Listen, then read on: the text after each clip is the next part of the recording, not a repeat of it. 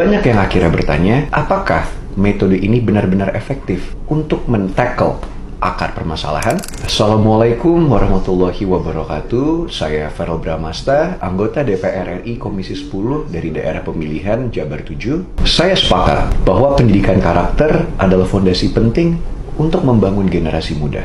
Oleh karena itu, saya sangat mengapresiasi upaya pemerintah daerah untuk menerapkan kedisiplinan dan juga akhlak yang mulia untuk pendidikan karakter siswa-siswi yang sedang mengalami masalah perilaku. Namun, dengan hal ini, saya mencermati adanya kekhawatiran dari berbagai pihak, terutama beberapa orang tua yang concern mengenai polemik pro dan kontra terhadap kebijakan tersebut. Apalagi, pendekatan yang digunakan adalah military approach. Banyak yang akhirnya bertanya, apakah metode ini benar-benar efektif untuk men-tackle akar permasalahan? Kita semua perlu melihat hal ini lebih mendalam. Dalam banyak kasus, perilaku menyimpang bagi para anak-anak muda atau remaja ini bukan hanya semata-mata karena soal disiplin yang lemah, tetapi bisa jadi juga ini adalah merupakan manifestasi dari dinamika keluarga, social pressure, ataupun masalah emosional yang belum tertangani. Bila kita hanya mengandalkan physical approach atau pendekatan secara fisik tanpa menyentuh dimensi psikologis dan juga spiritual para remaja ini, saya rasa kita malah akan membentuk karakter anak-anak muda yang keras,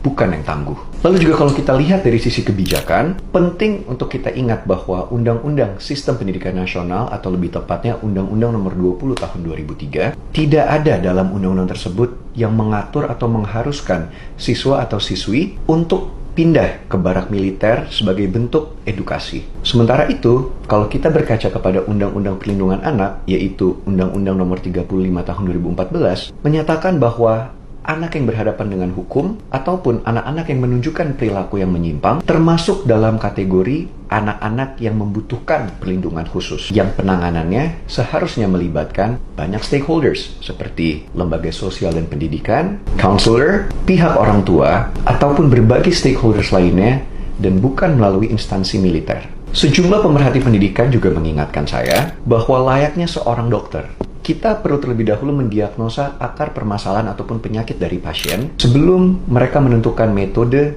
untuk mengobatinya. Jangan sampai niat yang baik tidak selaras karena dengan cara yang tidak tepat. Sebagai wakil rakyat dari daerah ini, saya rasa penting untuk kita semua bisa mencermati persoalan ini dengan baik. Tentunya mengenai pendekatan pembinaan yang akan diterapkan. Setiap intervensi terhadap perilaku anak tentu perlu mempertimbangkan interaksi mereka dengan lingkungan sosial secara menyeluruh, sebagaimana ditekankan dalam HBSE, Human Behavior in Social Environment,